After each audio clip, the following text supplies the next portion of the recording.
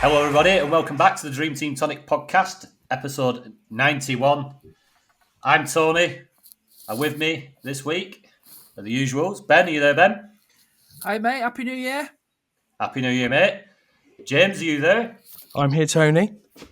Nice to hear from you again. And back after a month a month off, as we didn't get a chance to get you on last month, Fergi. It's Fergi.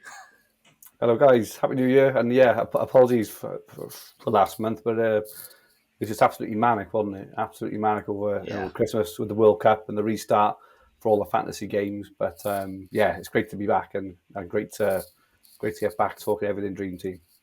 Excellent, mate. Good to have you back on. Just a quick thanks to Ryan Kirk and Jake Sylvester, new patrons. Hope you've found your way into the Discord and you're enjoying all the early access to the pods, the articles, and again, the Discord. If anyone's interested in showing their support for us and getting themselves some extra content while they're at it, they head across to patreon.com/Dream Team Tonic.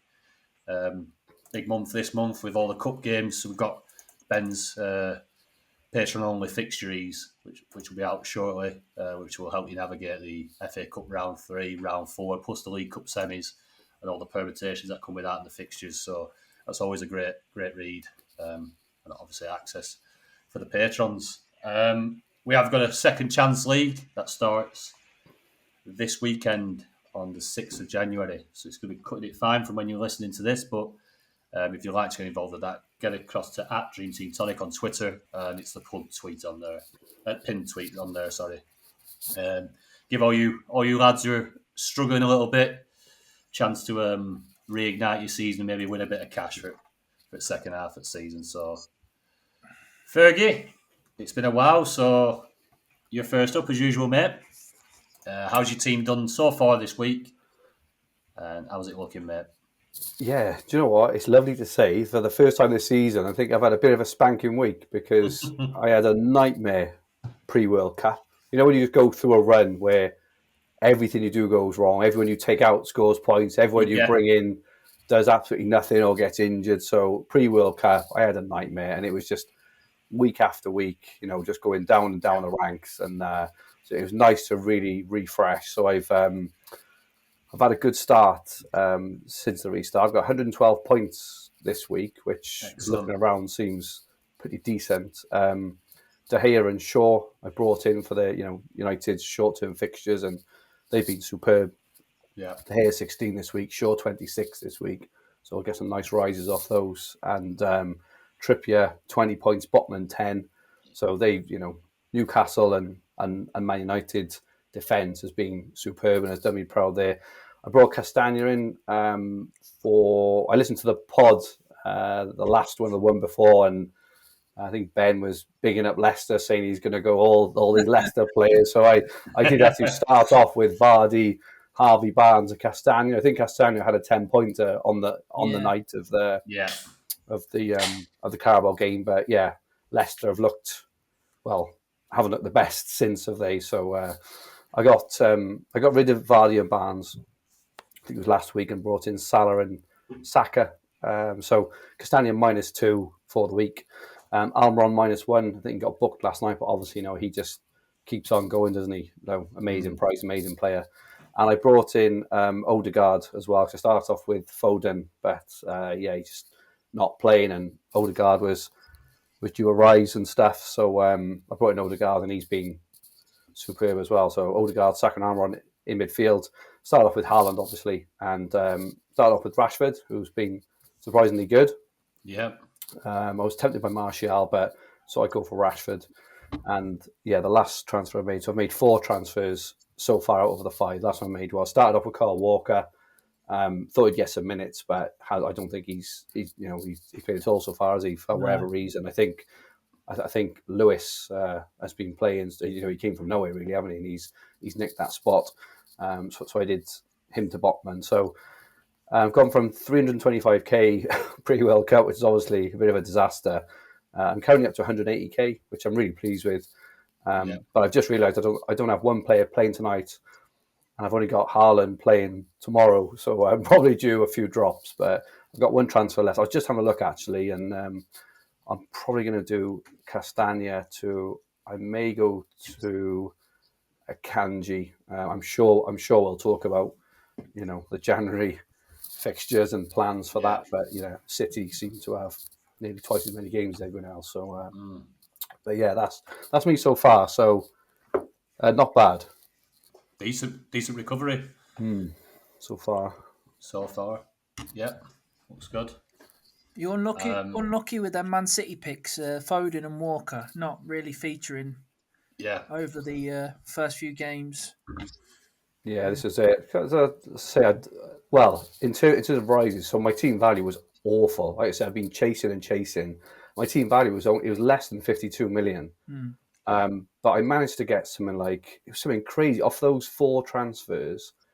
I managed to get I think it was in between 2.5 and 3 million or something in terms of. I don't know how exactly, but all of a sudden my value just absolutely shot up because the transfers I made, and it was obviously the -3 onto the plus and all the players. What's that? 2.4 million over 4 players, which obviously really helped me. So it was a bit short term. I still think the Man United players are kind of short term picks, and I'll probably look to get rid of those.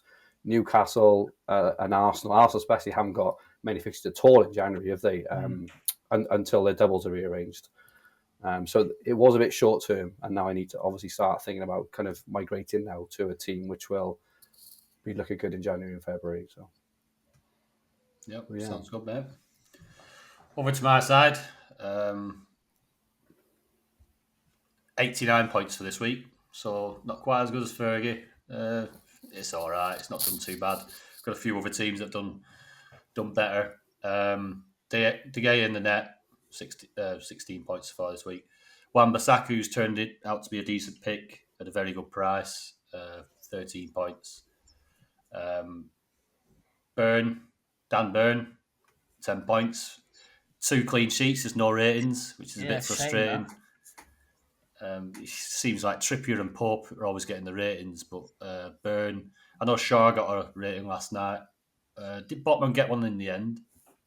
Or did he stay under 7? I think he might have struggled to get his rating as well.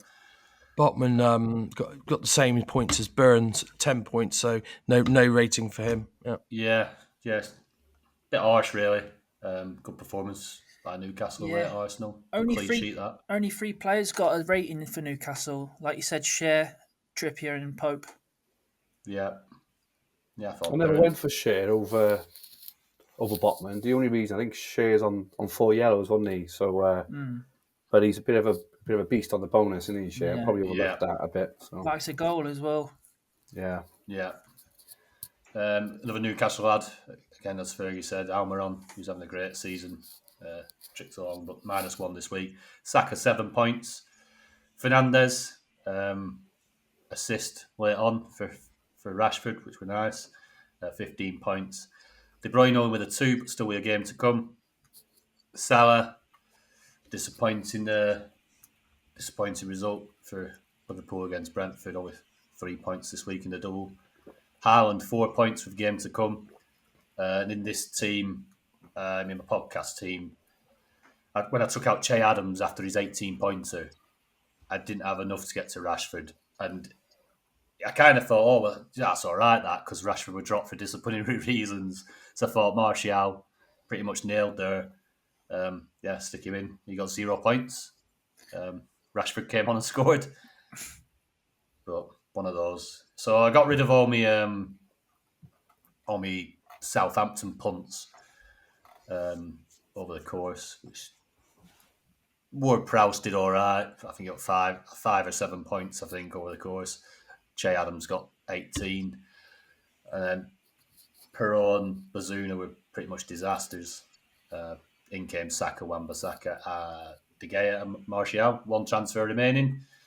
I'll probably just use it on maybe a price rise. I'm looking at Almiron or Martial out. I've not looked too deep into it yet because I want to see what goes on with the City lads tomorrow night. But yeah, that's me. 1,053 points. so far in the podcast team. It's not doing too bad. I've managed with my top team to climb back into top 100 so far. Get in. 98th. So again, like Fergie said before Christmas, just could not get any points in that team. Obviously, I took the punt on City, which I still think, well, it wasn't really a punt. It was the correct way to go, but it never paid off. And yeah, it dragged me down from something like 4th to 660th, I think I was, going into World Cup break. It's funny, isn't it? It's just like Newcastle and Arsenal. I kept thinking every week, they're going to fall off soon. They're going to fall off soon. Yeah. But they're just not. And they came back on Boxing Day, and those Boxing Day fixtures, and they were just as good. I think Newcastle beat Leicester 3-0 away. Yeah, absolutely fantastic. And then Arsenal, they came back and beat West Ham after going a goal behind. Like both teams just look so solid, don't they? It's unbelievable. Yeah. And for those who got on those early, especially when the players were incredibly cheap, which they still are incredibly cheap, they're absolutely laughed, aren't they? Unbelievable. Yeah, definitely. Yeah, so all going good so far. I'm sure we'll touch on a bit of strategy later on. Ben, how's your team doing, mate? I got 101 points this week. I've half my rank now. It was 275k before the World Cup. Now I've got it down to 124k. So I'm buzzing with that. My best team's up to 4k now. It's only 100 points off the top 100 now, so I'll keep biting away at that, trying to get up there. Yeah. In my podcast team, I did a triple substitution transfers on Thursday night. I took out Vardy for Rashford, Harvey Barnes for Odegaard, Bazunu for De Gea, and they all done really well for me this week. So De Gea got 16 points, Rashford got 15, and Odegaard got 14. She got Cher 13 points, Trippier 20 points, Maguire. He was on the bench at the weekend, but I just had a feeling he'd come on. So I left him in there. He come on for a 5-pointer, and then he started yesterday, so got 8 points for that. But I had Lindelof as well. So Lindelof, he didn't come on. So I thought, well, I'll have a look and see what else is available.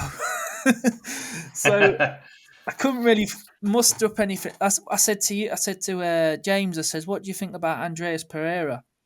And it was like 5 minutes before the deadline. Yeah. So I didn't get time to change it. I was going to put Andreas in, but I don't think he ended up having his goal chalked off, didn't he? Because it ended up being an own goal.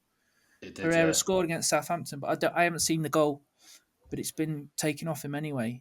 So I went with Joe Linton, playing in the front three for Newcastle. Got good run of fixtures, so I fancied the punt. He's cheap, so I didn't have much money really. So he got 3 points on Saturday, but he got a -1 yesterday against Arsenal. Got a yellow card. So he's in there. He's nailed in the Newcastle team. Nice fixtures, so it's not bad for an enabler for a little while. De Bruyne 2 points so far, playing tomorrow. Almer on -1, and I said Odegaard. And then up front, Salah 3 points and Haaland 4. Yeah, one transfer left. I was looking Joe Linton to Wan-Bissaka. Well, yeah, that for the price rise, that's the only one really. I could do that, but Dallow's just come back, hasn't he? Yeah.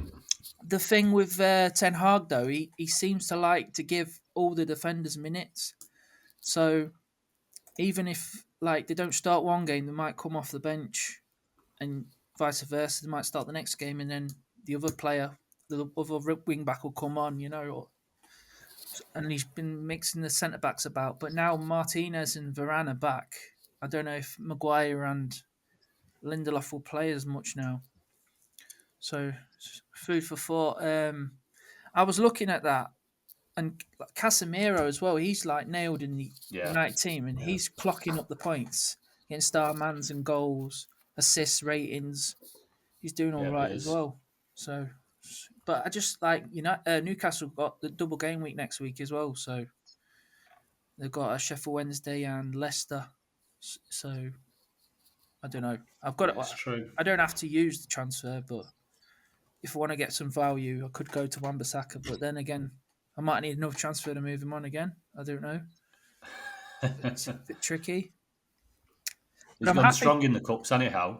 Pardon? Obviously, he went strong in the Carling Cup, the Yeah. Carabao Cup, sorry. Yeah. Carling Cup. So I wonder whether he's going to go as strong in the FA Cup. Yeah, it's tricky. They're home to Fulham after that as well, aren't they? So they have got 3 really good fixtures. Yeah, not bad. Good week, Ben. Yeah. James, last but not least, mate. Well, Tony, I'm in serious danger of turning my season around at this rate. Since the restart, the pod team's been flying after my 136 last week. I've got 111 this week. So yeah, that's it's flying. It's flying at the moment. So that's good. Yeah, I've got a Newcastle backline block that's certainly helping with Trippier, Shah, Botman, and Byrne. De Gea and goals done well as well. And in the midfield, I've got Saka, Almiron, and Odegaard.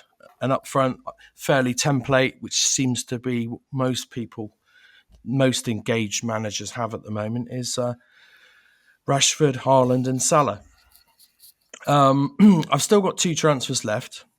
I'm thinking about switching Salah to KDB for a potential 4 for 2. But I am a little bit nervous about losing Salah. But, you know, the fixture volume counts, doesn't it? 4 for 2 is pretty good. I suppose you could argue KDB might not start in the cup game. Probably won't, but he might. So it could be a 3 for 2. So what do you boys think of that move? Would you consider doing that? It's definitely one I'm eyeing up as well. I'm on the same boat. I've got 10 KDB, so I've got Salah and KDB. So yeah, I could maybe take Salah out for Mahrez, but yeah, you don't know Mahrez is good. Mahrez has started the last 3 games since the restart, so. But yeah, Salah's nailed in Liverpool's team, but in the cups, Liverpool like to tinker, don't they? So I think we get to see the Liverpool team on Saturday evening, and then if Salah doesn't start, that's an absolute no-brainer, isn't it? Yeah. But James has got transfers left, haven't you? So for this month. So I'll have to make them Thursday night. That's the trouble. To get the price rises. I'd still be tempted. I got to be honest. I mean, because he's also a player looking forward at City. You're going to want long term anyway. I'm guessing. Yeah. He's not going to be in and outer, is he? He'd be like a permanent investment. And if he does have a really good week or two, and then you don't have him, you'll have to pay more for him again, won't you? And yeah, I mean, there's a good chance, of course, that, probably towards the end of January or even in February, I'm going to want Salah back. Yeah. And that will require some moving around. But you have another 5 transfers at that point, so it's probably worth the punt, I think. Well, is it even a punt?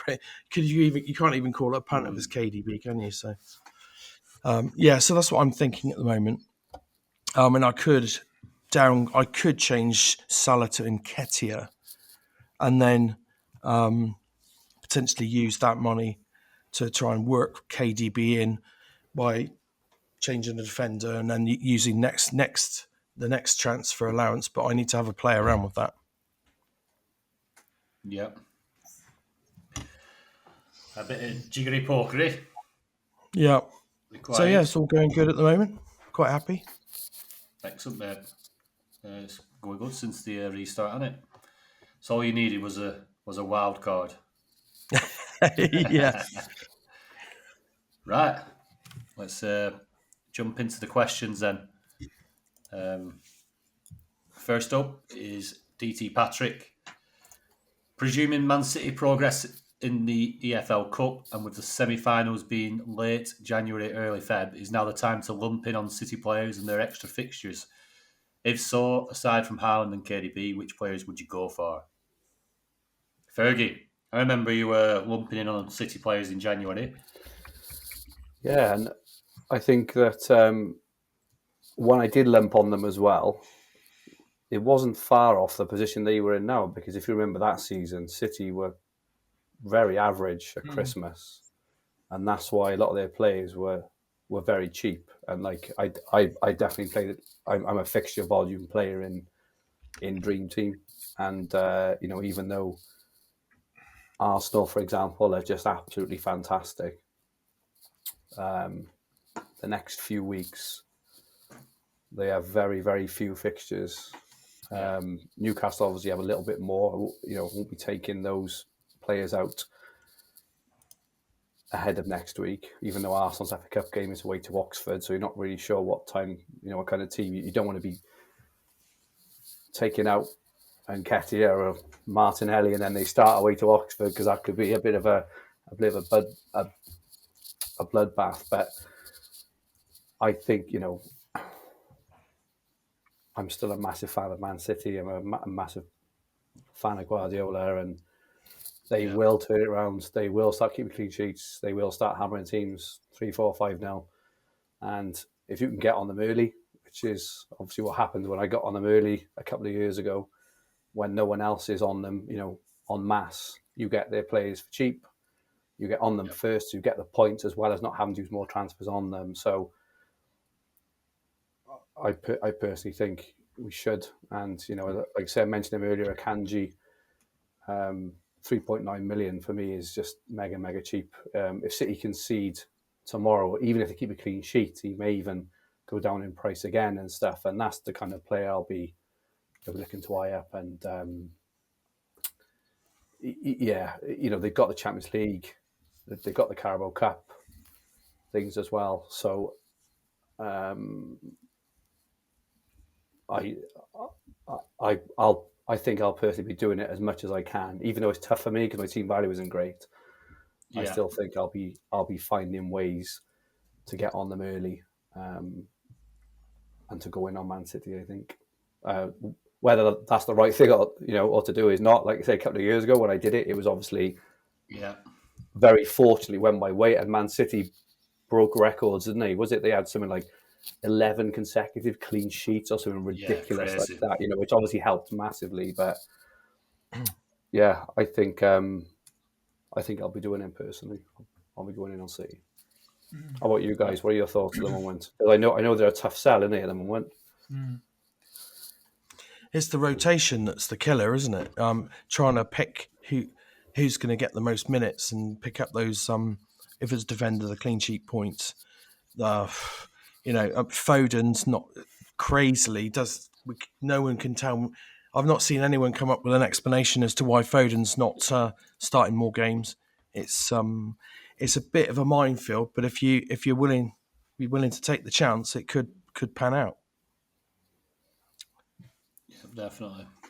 Yeah, I think these other players, like other ones I'd look at, potentially Silva 3.7, even Grealish 3.8, Ake 3.5. There's the part clean sheets there as well. And I suppose it's how you feel again about kind of Arsenal, Newcastle. Are they going to keep on going for the whole season? I think it's very hard to forget, because this time of season, where are we now? We're like the 4th of January. Normally, teams have played, I think it's 21 or 22 league games now. Man City have only played, is it 14? 14 league games. They've still got, 24 league games left. So I think, we're in a very peculiar place where it feels like we're like at least halfway through the season, when we're really not yet. There's still so much football that's got to be played. And City are on 16 games, as well as Chelsea on 16. Like you say, that's nothing, is it? 22 games left, plus Carabao, plus FA Cup, plus Champions League. So much football. So many games left to play. So I think we'd be quite foolish to write them off, and also think, Arsenal, Newcastle just going to keep going on. I mean, if you think they are, then stick with them. But for me, I tend to look over a bit of a longer sort of sample size. And Man City for me are just class, and they will come good. Arsenal, Newcastle have been amazing, and I hope for their sake and for the league's sake they continue to do really, really well. But their squads is nothing. It's nothing compared to Man City's squad. Yeah. So that's my thoughts. I think on the rotation side with Man City's, obviously we're talking fixture volumes. They could have upwards of say 8 fixtures when teams are only having 4, which is massive. And they will rotate, but I think maybe because of the volume, maybe like the likes of Ake, even if he doesn't start at left back and he does start at Cancelo, Ake will come on for the last 20 minutes because you want to chop and change and rest players and probably only putting 60 minutes into players, 65 minutes into players, rather than having a team start and finish a game for 90 minutes and then the next game he has a different team. I think we might see, especially defence-wise, because that's probably, other than Foden maybe, probably where we're struggling to nail things down. Rico Lewis isn't on the game, which hopefully we can get sorted if we can get him added. Because it looks like, with the way Pet's speaking about him, he's around to stay in that squad and in that team for the foreseeable. Obviously, you've got Ederson at 4.8 million. He's nailed. He's probably going to play 90% of them games. I don't think he'll play in the cup. What, in both cup games? Do you think he'll play Ortega in the semi-final? Ortega played in the last League Cup game as well against Liverpool. In the semis, though, is he? Well, I haven't looked back historically, but I'm sure Ederson doesn't play in the domestic cups. Yeah, I think you're right. So well, maybe he's only going to play 4.8 million. I think he's a lot of money for a dream team goalkeeper. When he is. What's Pope at now? 4.4. 4.4. Yeah. But I think Pep's handed us a bone a little bit if he's going to keep picking Ake and Akanji. They've started the last 3 games. Yeah. 3.9 and 3.5. I think Akanji has started every game since he's signed. Yeah, pretty much. Yeah.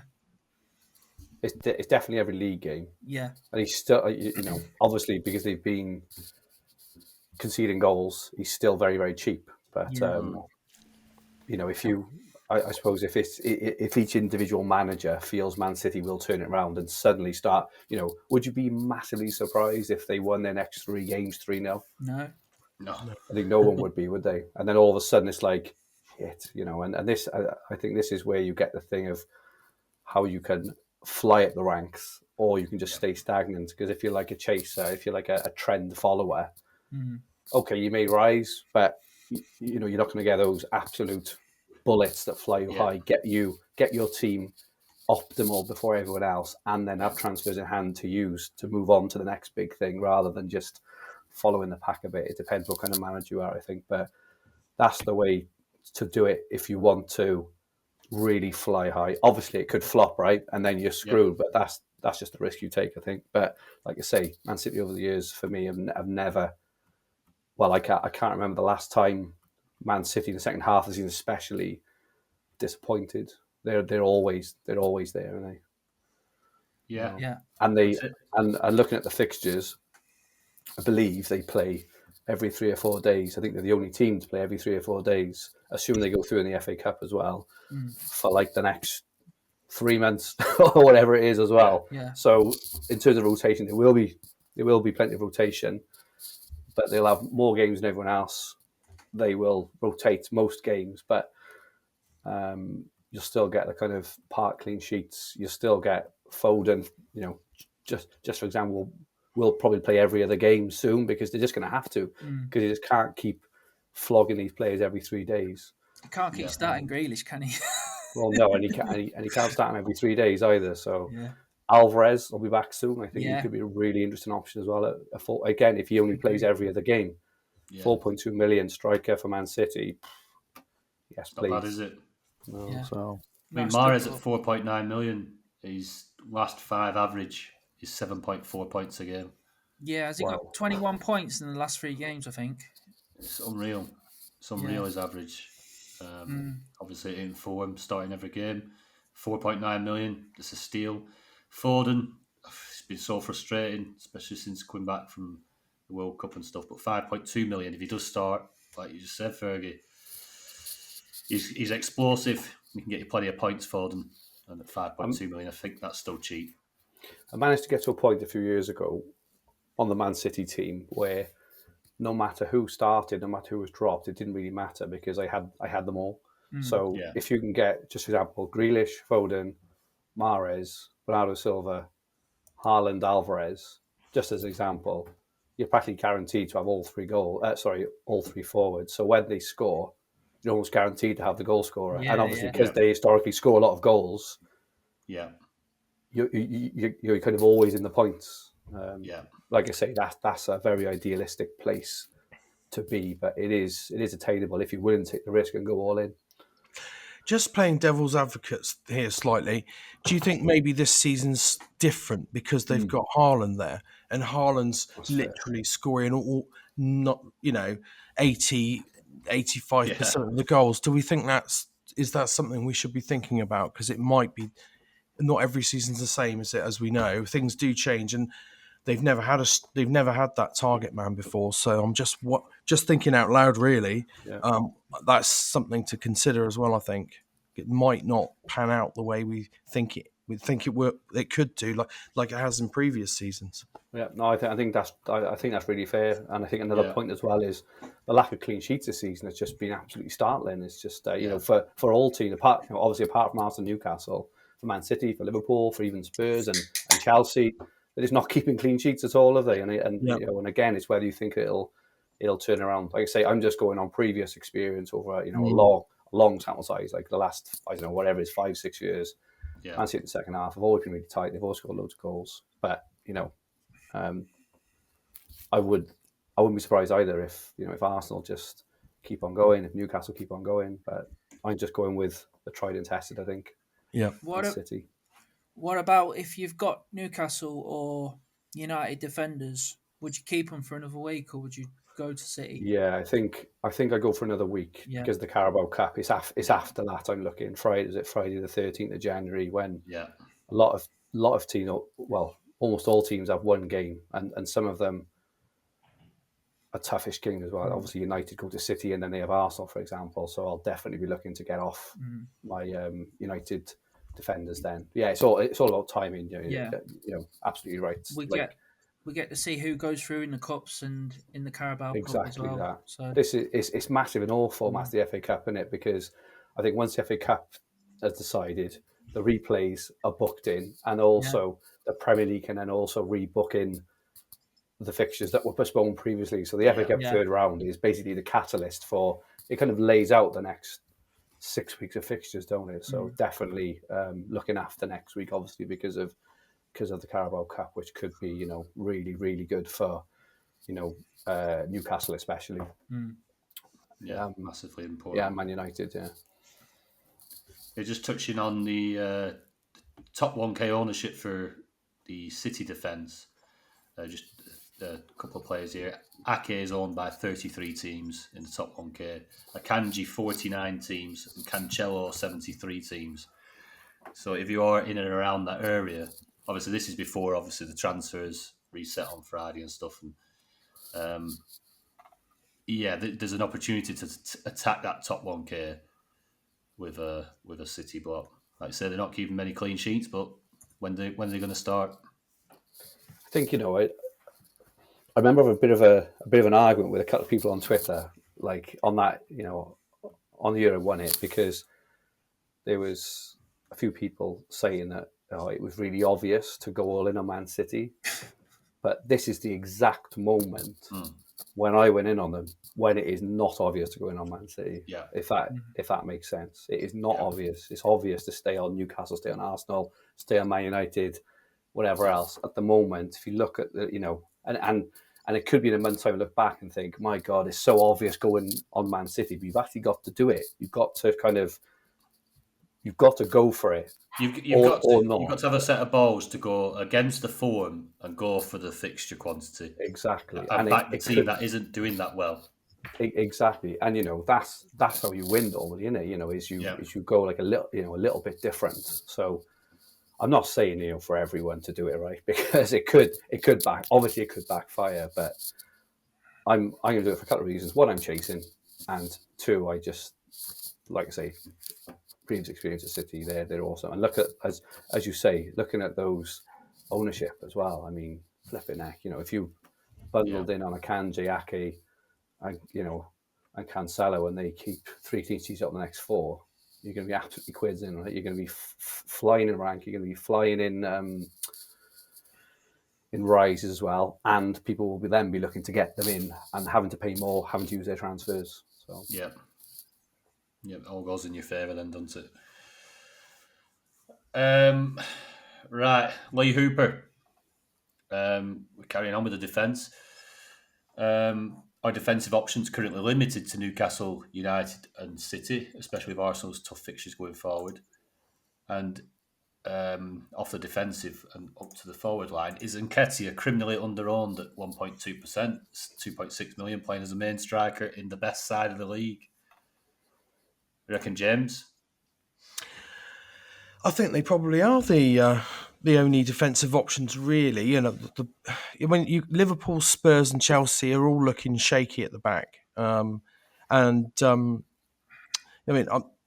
like he's alluded to there, Arsenal's fixtures aren't great. They don't have the fixture volume. They're away to Spurs, and then they've got United at home. So yeah, I think if you're looking to load up, Newcastle definitely been doing well. Like we've just talked about City. I think Man United's fixtures do turn, but yeah, they're the best options at the moment, I think.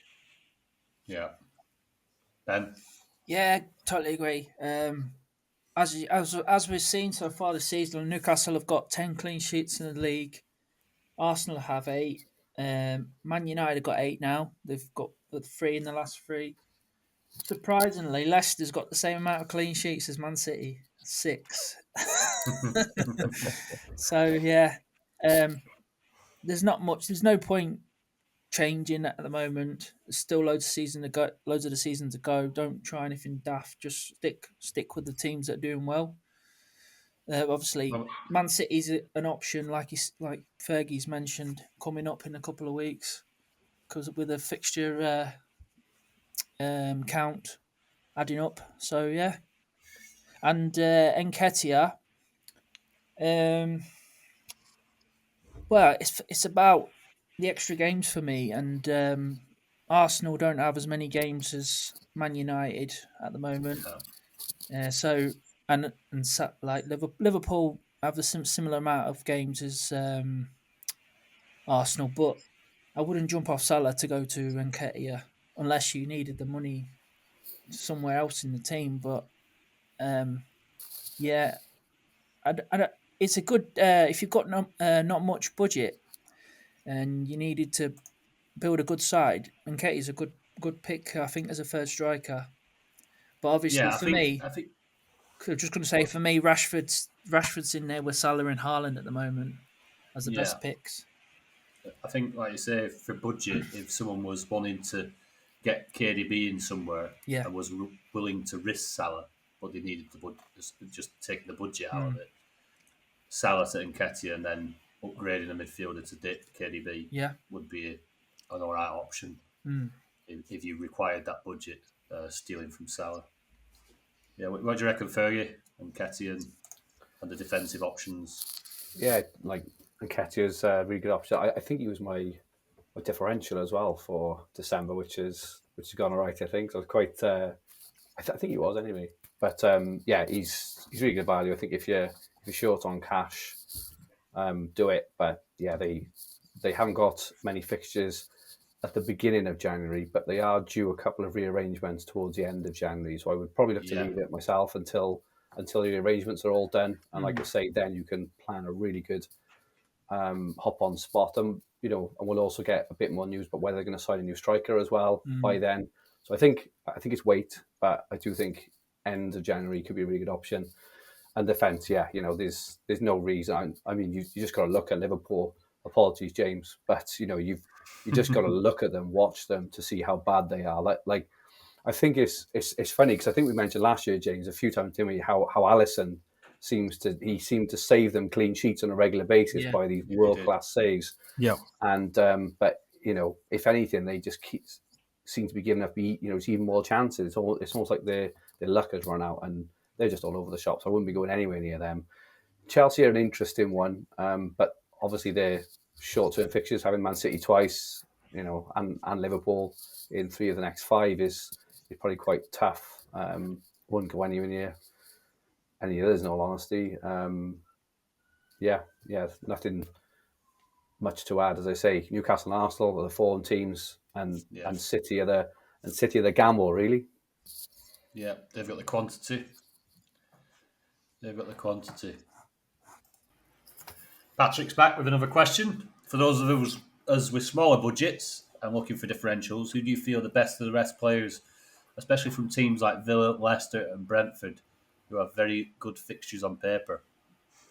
Ben, with a differential, Leicester's involved in that question. What do you reckon, mate? Well, to be honest, I wouldn't be going for Brentford and Villa players just because of the fixtures. They've only got 3 games, and they might get obviously an FA Cup 4th round or a replay, so that's 5. But Leicester could get 8 games if they go through in the Carabao Cup and the FA Cup with a replay. So, but they're just. I watched them last night, and they were like. They look like they could score a few goals, right? They were battering Fulham, but they didn't have that star quality. Like Madison's missing there to just slip a good ball through. Barnes is snatching at chances. Vardy's snatching at chances. They don't have like confidence at the minute. I don't know. Strange, because when they came back from the World Cup, they went to MK Dons. I know it's MK Dons, but they played really well, professional performance, and they won 3-0. But Barnes has been rubbish since the World Cup. He was good going into the World Cup. Yeah. I don't. He's come back a different player. So I wouldn't. Maybe if you were struggling for cash and you wanted a fixture count goalkeeper, Ward could get you for 2.5 million. He could be a cheap goalkeeper, but I wouldn't recommend anybody else because Madison's out until the end of January. He's the best bet. Brentford, like I say, they've not got many games, but they've got good fixtures. Maybe Mbumo or Raya, the goalkeeper, 2.3 million. We don't know what's happening with Tony, and I don't really want to take up a striker spot with Tony, with the fixtures that the other strikers have got in the top teams. And then at Villa, Martinez, 2.8 million, and Buendia, maybe 2.2 million, is playing in the front line for Villa at the moment. But like I say, they've only got 3 games, and it's a possibility of 5. But yeah, I wouldn't go looking outside the box at the moment. I'd look at the cups, try and get extra games out your players. Definitely, James. I totally agree with Ben. There's no reason. There's still affordable options at Newcastle and Arsenal. I mean, if you really want to push it, I actually like Young has started every game since game week 7. And I think he's playing out of position. I looked at the team sheets earlier. I think he's now playing out of position in midfield. So I think he's classed as a defender. Yeah. He's 1.5 million. So if you're looking for a cheap enabler, I think Villa's defence is going to be, well, even though they've conceded tonight, I see, they look a lot stronger under the new manager. So he might be an option. I did notice Douglas Luiz is now he's not really a holding midfielder. That's what he's been used as for most of his time at Villa. Now they've got Camera in there. That's giving Douglas Luiz license to get forward a bit more. 1.8 million, super cheap. But I probably wouldn't go there unless you were desperate for funds. And yeah, I mean, you're really kind of scraping the barrel. I mean, Wisser at Brentford, 1.6 million. but you're not going to use realistically. You're not going to use a striker spot for him, and you'd only even consider him if Tony was got his ban. It looks like they're buying a new striker as well, so I wouldn't be going there myself. No, Fergie. Yeah, I can't do it, especially in January, knowing next month that the Champions League and stuff is back as well, because there's plenty of our teams now have probably got maybe 3 Champions League players, and obviously because of Newcastle and Arsenal and Man United, who will have Barcelona, in Europa, which you probably guess they would concede in at least it, if not win. And I bear that in mind as well, because obviously once we get into February, we've only got another 5. So if you start using your transfers now on, Brentford and Villa and stuff, I think when it comes to it in February, when teams as we know, like Man City, will just have game after game after game after game, and these other teams won't. They can fall out of form.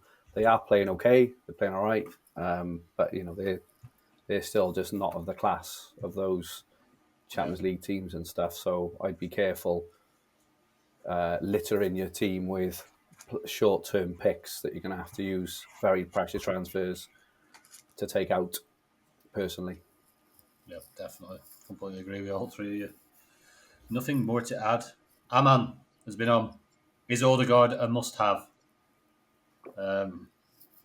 Got painted as the assister before the season started, but he's had an absolute cracking start to the season. Fergie, what you made of Odegaard, and is he a must-have? Unbelievable player. I think he has been a must-have these last, since the restart. I'm not so sure he is now. I don't know if he'll play against Oxford in the FA Cup. I have no idea. After that, against Spurs and United, they're hard games. So I wouldn't say he's a must-have for January, personally. But going into February, Arsenal are going to have a lot of rearranged fixtures, a lot of good fixtures as well. So I would personally, if you got him, I'd probably hold him, though there is an argument to sell now and kind of cash in on the value you've built. But I probably wouldn't buy him now, personally, would be my take. Yeah. Ben? Yeah, I've got down great price, but not sure for this month because of, like Fergie just said, we don't know if he's going to play against Oxford in the cup, and then there's only 2 guaranteed matches this month after that against United and Spurs. So yeah, it's one to watch for me. He's fantastic price. I've got him in pretty much all my teams now, but I got him in before last week, so this last game week. So yeah, what do you think, Tony? Yeah, timing is everything, and like I say, he's not a must-have now. He's not somebody you're looking to be bringing in now, but if you've got him, obviously, because he's still so cheap, he's not somebody that you're quick to get rid of anyway. He's not somebody who's going to bring in value for you to improve in other places. So he's probably a hold. He's been very good. It was a great price as well, wasn't he? 2.9. Yeah, it was like an enabler. So good, an enabler. He's been playing so well for Arsenal. Like I said, the top of the league, one of the most impressive teams in the league. Yeah, he were a very good option. He's going to be probably 3.5 now, I'm guessing, on Friday. Yeah. Which is getting into the territory of other players who've got a lot of fixtures and good fixtures in January. Even if he was still 2.9, you could argue just stick him in as an enabler, forget about him, he'll come good. But 3.5 million, that's a lot of money, isn't it? Yeah, I mean, depending on what happens with Bernardo Silva tomorrow night, I mean, he's in that price bracket then, isn't he? And 3.7, I think he is, yeah. And like he's going to have a lot of game time. A lot of game time, yeah.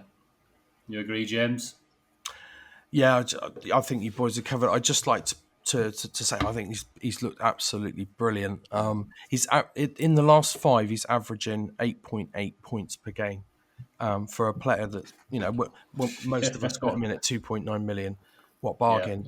Yeah. But questionable whether I'll probably hold him in a few. I might gamble taking him out in a few others just because of that fixture volume and those tough fixtures.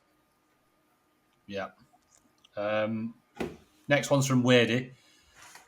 We've already obviously spoke quite a bit about Salah. So I just direct this one at you, James, because it's more Liverpool related and possibly form related. Is Salah worth holding? He's an expensive striker. Yeah, he can haul at any time. Just feels everything's going through Nunes now. Plus, Liverpool are playing badly. Could the money be better off elsewhere in the side? Well, I disagree with the sentiment that everything goes through Nunes now. I think Nunes is creating plenty of opportunities for Salah. I think it was Jamie Carragher that nicknamed Nunes Captain Chaos. So despite Nunes not scoring a lot himself, I mean he is creating a lot of problems for opposition defences, which is creating chances for Salah. So to say everything's going through Nunes is not the way I look at it. That said, as I said earlier, I'm thinking about moving Salah to KDB this month just for those extra fixtures. But I wouldn't say Salah's had a lack of opportunities. I would say he's had more with Nunes in the side. Yeah. I took him out, didn't I, earlier in the season, and he proper spanked me, fella. Yeah. He was like Yeah, on there that is horrible that. run for ages, wasn't he? And then he played Rangers, and I can't remember who else, and he got like 44 points in the space of like 3 games or 4 games. I can't remember, but yeah, I wish I just kept him in like I usually do for the whole season because I'll be Yeah. a bit higher up now. Harry Kane's just scored. I don't think any of us have got him in our teams, are we? No, Like, here comes a 13-pointer. One Kane in 10 teams, I think, maybe 2. I think I've got him in my second best side. Kane. he Yeah.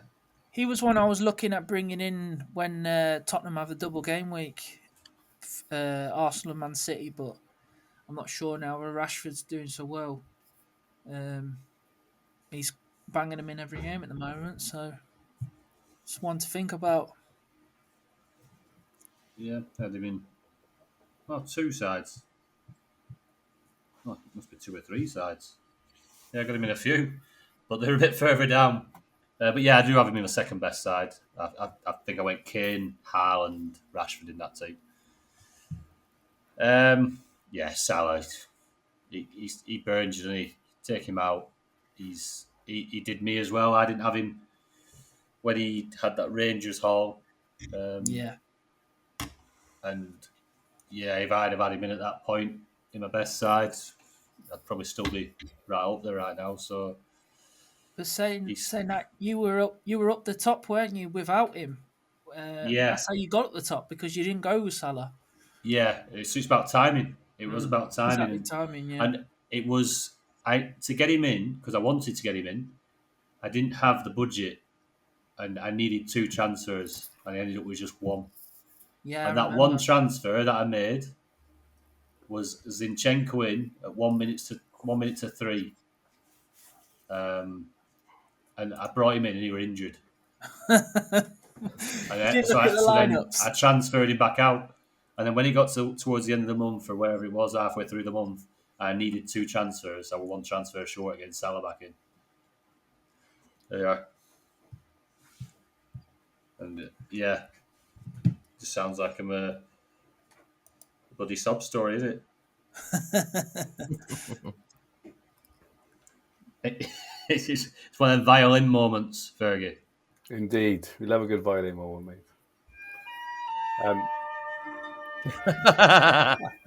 Yeah. All I needed was that 1 more transfer. Class. I'd have been top of the dream team.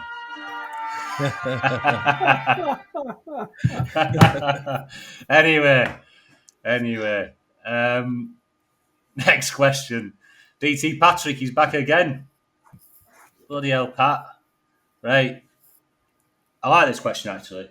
I enjoyed looking at this. He's got a very weak back three of Sarr, Collins, and Lindelof, which might not look that weak after tonight if Wolves can hold on to this clean sheet. He's got money in the bank and a combined total of 8.7 million for 3 new defenders. Which 3 players would you do for that amount? Fergie. Bloody Nora, that's a challenge. I would personally, I think Akanji is very underpriced at 3.9. How much is it? 8.7, that. God, flipping heck. Do you want to go to me while you have a look? Yeah, please. While you jot it down, Fergie. I've got a couple of players, but I can't get that. I can't get 8.7 for 3. You go, Ben. Yeah, well, I would do, Patrick, is I would hold them players because they have double game weeks next week. Yeah. So Wolves have got a tough start against Liverpool and then they play Forest in the Cup. So if they win that cup match, they'll have another 2 matches in the Carabao Cup semi-final coming up later on if you end up holding on to them. But like I said, there's extra games for you. And then obviously Lindelof might play in the FA Cup. So it's worth just to wait and see the lineups, I think. I don't think it's worth jumping off. Look at Man U. They've got Everton at home, Charlton at home this next week. So I think it's a hold for a week for me. Yeah. Ask again next week. James? Yeah, good shot. It's not easy to come up with 3 decent options there. I think you probably need to look at redistributing your budget a little bit. There's some good options around the 3.5 to 3.9 range. So you've got Dallow at 3.5, Shaw 3.8, Dar 3.9, Burn 3.8. It is possible. I came up with one option, which was 0.2 out, which was Kerher of the German central defender for West Ham. He's pretty cheap. Plus Burn plus Dallow, that's 8.9. Matoma of Brighton, although they don't have the fixture volume, he's only 1.8 million. And the fixtures they have aren't great. So they've got Middlesbrough away, Liverpool at home, Leicester away. I think after that, though, James, Brighton are guaranteed. They've got a lot of fixtures to be rearranged, and I think that they're going to have a lot of fixtures put in towards the back end of January. So I think with Brighton, it is with holding off now, definitely, but they've got a lot of cheap players across the board. Gross 2.5, McAllister 3, Solly March 1.7, 44 points. I think he scored 2 in his last 2. Matoma, as you say, 1.8, and even in defence, Lamptey, Dunk is 1.8, Velman a 2.2. I'm not obviously saying to go for all these players, right? But there's definitely a couple of players of Brighton towards the end of the month that could have a lot of fixtures. And like I say, with Brighton, historically they've been a very good defensive team. Obviously they're not at the moment, right? But if their form does switch around a little bit, I think there could be some mega cheap options for Brighton. Did you see that last night? I've got a couple of Brighton defenders in some of my teams, and I was thinking, come on, Brighton, this time it's going to be a clean sheet. And then Sanchez goes and wipes out. I can't remember who wiped out now, but it was a shocking tackle. It was Iwobi, wasn't it? It would have been 4-0, happy days, clean sheet and everything, but they gave away a penalty in the last minute. Just Brighton seem to be giving away a goal every game. That's why the players are so cheap, isn't it? Because they just keep dropping 1.1. But yeah, they've got Bournemouth and Crystal Palace to rearrange, so that could be dropped in some point this month. And their fixtures, I think you mentioned up to that kind of Liverpool game. After that, they go Leicester, Bournemouth, Palace, Fulham, and they've got those 2 other games to be stuck in there. So they have got quite a lot of really good fixtures. And if they progress in the FA Cup as well, away to Middlesbrough, they could have a good FA Cup game end of Jan. So definitely one to look out for. I came up with Wan-Bissaka, 2.7 million. Shar, 3.9 million. And then an out there pick, Willie Bowley, 1.8 million for Forest. He's averaged 4.2 points a game in his last 5. He's on a decent run. Forest have Blackpool, Wolves, Leicester, Bournemouth, Leeds. We've got a possible FA Cup 4th round as well if they get past Blackpool, and a possible Carling Cup semi-final doubleheader as well. Yeah. So they have got the potential for plenty of fixtures. He's only 1.8 million. That'd give you 0.3 million spur there, Patrick. But yeah, again, hold for the doubles anyway this week. Right. This will be a quick one. I think FPL Crusader on Twitter has asked Villa assets, who and how many is too many? And do we just give up on Liverpool or stick with Salah for insurance? Obviously, we touched on the Salah. Villa assets, James. How many is too many? Well, yeah, no, like I said earlier, I probably wouldn't be going there. But like Ashley Young, who I mentioned earlier, started every game since game week 7, 1.5 million. Luis, who at 1.8 million, who I mentioned earlier. Bailey is only 2.3. Not really racking up the points though. Watkins at 3.9. I wouldn't be taking up a striker spot with him though, to be honest. So I would say the answer to that is 0. Good one. 0 is too many. Or 1. Yeah, none is too many. Definitely agree. They got Stevenage in the FA Cup on the weekend, haven't they? Yeah, they've got nice fixtures, but there's just not enough fixtures for me. What have they got? I'll tell you now. So they've got Stevenage at home, Leeds at home, Southampton away. Obviously, if they get through that game, Stevenage, they'll have an extra game. They could have a replay if they draw it. And then they play Leicester after that in Feb. But yeah, Watkins is probably the best player to pick from Villa, but I'd only do that if you were really behind, if you wanted a differential. But if I wanted a differential, I'd just pick Nketiah. 1.2% owned or something like that. He's probably a best bet because he's starting in the top team. So yeah, I wouldn't pick any. Yeah, I'm the same. Fergie? Just can't get excited. I think, maybe if Ollie Watkins starts at Stevenage on the weekend. They got Leeds the following week in the league, and Southampton after that have been quite awful actually. So they say their fixtures are pretty good, but I think they're losing at home this evening to Wolves at the moment. It's hard to get excited. Other options. I think something that says it all is that there's not one Aston Villa player averaging over 3 points a game. Danny Ings, 3.1. But Watkins is at 3 points a game average. There's nobody explosive there. Other than Watkins or Ings playing against, like I say, Stevenage and maybe sneaking a hat-trick there. But yeah, I can't see it.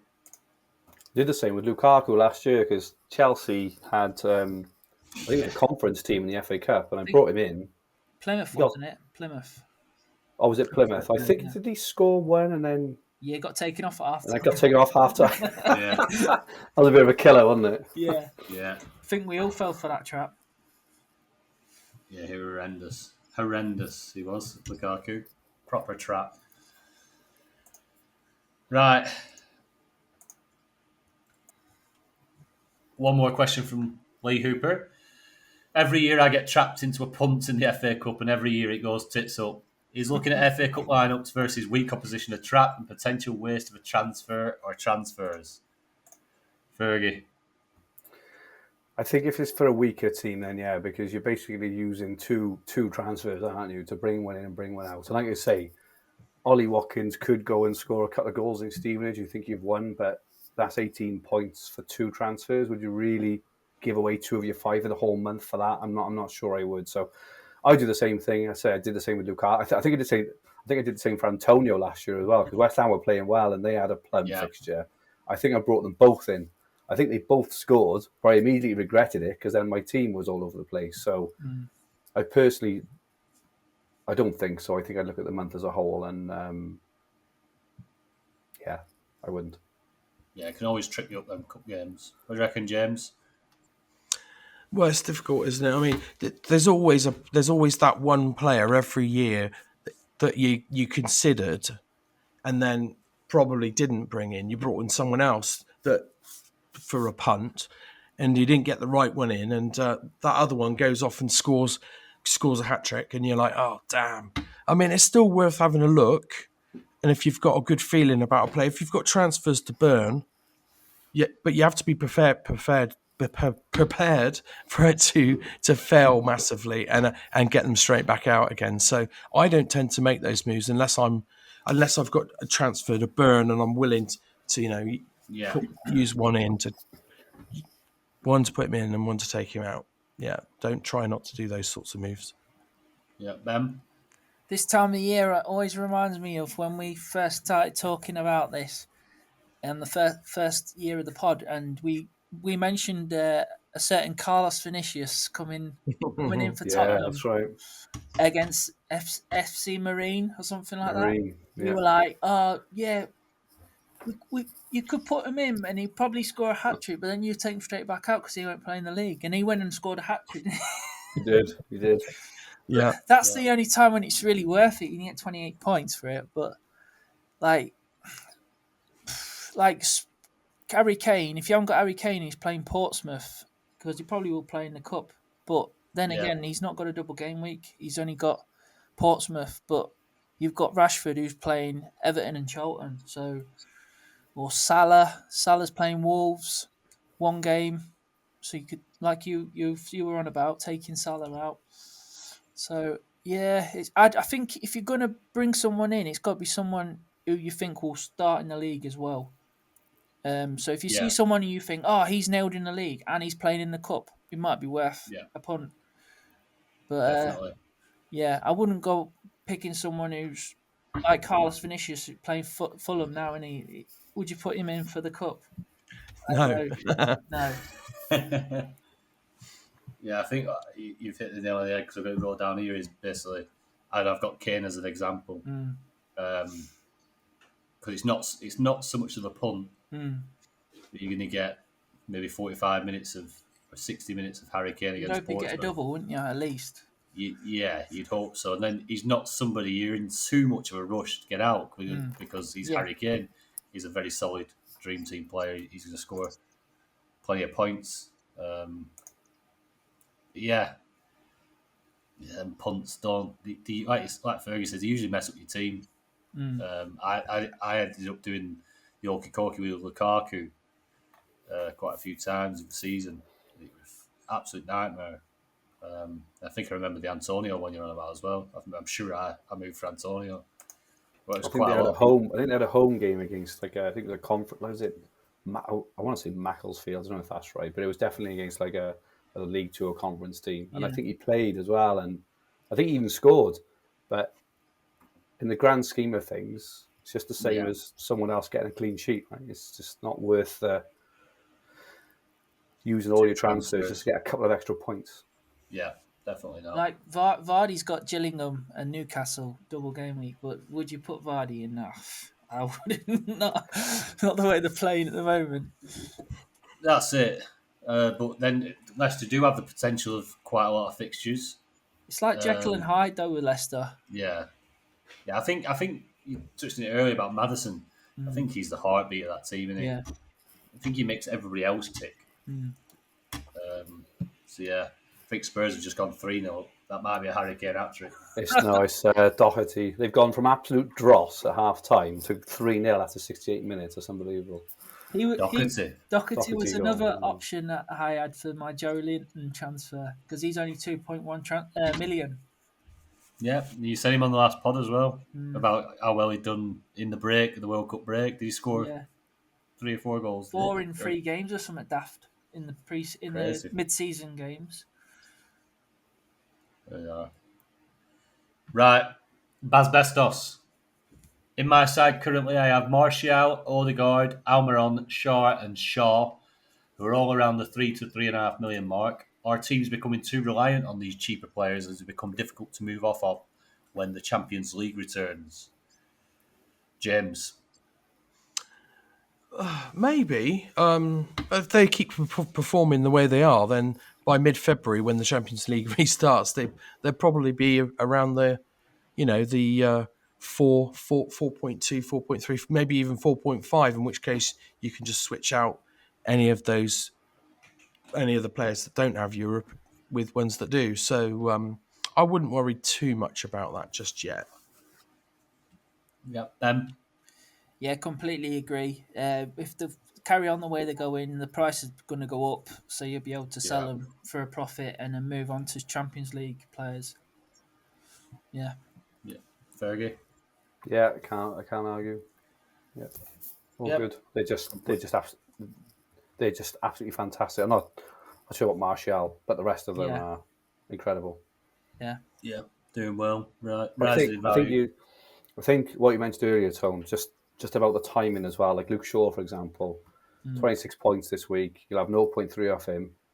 After this week, I think they have Everton and then Charlton. But after that, I wouldn't just think, oh, he's doing really well for me, I'll keep him in. I think you've got to look to then personally move him on. After that, you've had your points, you've had your price rises, but look at the fixtures, and they have one game a week, and they're pretty difficult as well. I think it's City and then Arsenal. Yeah. But I'll caveat that if United win that Charlton game, they've got a double header in the semi-final of the Carabao Cup, haven't they? Yeah, that's fair. Yeah. And if they win Everton, they'll have another game in the FA Cup as well after that. So yeah, it's worth looking at that. But the timing is right. Just because a player's done well for you, yeah, you've got to be kind of ruthless, haven't you, and think, right, what's next? Yeah, yeah, definitely. Yeah, definitely, it's a big part of it, and the people that win, like yourself and the others, the people that time them moves right, jumping from one player to the next, grabbing the points off one, onto the next, grab the points off him, and that's usually by following fixture volume, fixture quality, rather than just form, because you can get sucked into form too much. There's always a bit of a downside around the corner. Right, last question of the evening from Connor.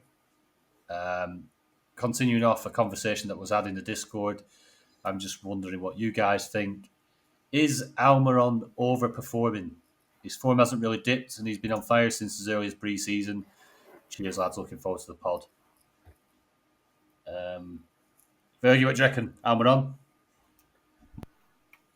I think he's a hard sell at the moment. He's still doing well. Did he score last? I know he didn't score in his last game. Did he scored the game before? Did he? Against Leicester, yeah. It's 4-0. Son scored as well. Sorry. Jesus. Sorry, guys. Yeah, I'd probably hold because he's still playing very, very well. He probably is overperforming, but is he overperforming for his price? I'm not so sure because he's still like really good value. And who else are you going to stick into midfield? Like at the moment, he's probably the first name if you think like him and Odegaard maybe. Yeah. Probably the first two, and their fixtures are really good as well. Sheffield United in the FA Cup, home to Leicester, home to Fulham, the next three. It'd be a brave person for me to take him out. And then even after that, they go Palace, West Ham, Bournemouth. At the moment, for me, probably just a stick until May we get around the European games. I can't see any reason because I don't know who you'd sell him for either. Who's got like a bigger upside personally? So. Yeah, definitely. James? Well, I would argue his form has dipped. His points per game in the last 5 is 2.4, which isn't bad, but it's not as good as it was previously, a bit earlier in the season. Saying that, I mean, I wouldn't drop him. He's been amazing. They've had a couple of tougher fixtures recently. He's still playing well, still full of confidence. So I mean, of course he would. he was overperforming, but there's no chance that he was ever going to keep up that crazy output level he had. I think he went and scored 3 out of 4 games at one point. He was never going to continue that. So you could argue he was overperforming, but I wouldn't be taking him out at that price, and he's still a good buy, I would say. Yeah. Yeah, I've got him in pretty much all my teams. I'll be keeping him in for these fixtures, the beautiful fixtures. I think Newcastle got the best fixtures, apart from obviously Man City have extra games guaranteed because of the if there's a replay, isn't it? If there's a replay in the FA Cup for Tottenham or City, the that game will be rearranged, so that'll be a replay. But they've guaranteed a game that week, that midweek anyway. So yeah. You could maybe move to another Newcastle defender from him, but what's the point really? Like, just leave him in there. Good price. He's doing well for the price he is. I wish I got him at 1.5 million at the start of the season. I started with him and bloody sold him. I know you did, didn't you? Yeah, you had him in FPL as well, didn't you? I did, yeah. Yeah. And sold him. You bought him back now. Yeah, I got him back. Yeah. I think the thing with Almiron is, I remember when they signed him, it was quite a big money signing back then for him. And I think he came from America, Atlanta, somewhere. Right. And over there, he had 37 games in one season, 13 goals and 14 assists. He come over and he's playing for what was a struggling Newcastle side. Yeah. And I don't think the money they paid for him, you never seen that quality of like, why have they paid so much money for him? Because he never really got the opportunity to shine. Now he's playing in such a good, solid Newcastle side who are playing very well going forward and defensively. I think you've seen the quality that Almiron has. I don't think he's overperforming. I think he's just performing to his level now. Yeah. I agree, and he scored 6 goals in pre-season, which is why he kind of came on my radar, and he's playing in a different position, plays with really good confidence, and like you say, when he first came over, he had a bit of a reputation, and so I just thought, if looking at the goal he scored in pre-season, looking how he started the season just on the eye test, he was very, very advanced, and like I say, I think he scored against Man City, didn't he? Yeah. Which kind of got him on everyone's radar, and then he just kept on scoring fantastic goals as well. So I still think he's a hold. Like he probably has overperformed, etc. But the way Newcastle are playing, I can't wait to sell him. Yeah, I think until he'll have his dip when Newcastle have their dip. I think if Newcastle carry on playing well and as well as they have, he's going to keep scoring, assisting. He'll keep doing the business. If there is a tail off of Newcastle's form, I think that's when he'll suffer. Ultimately, don't think he's overperforming. I think he's got the quality. It were always there. That's why they paid big money for him. And that was the last question of the evening. If you're watching on YouTube, please don't forget to like and subscribe. And if you're listening on the audio on Anchor or Spotify, please give us a decent rating. That'd be much appreciated. It helps.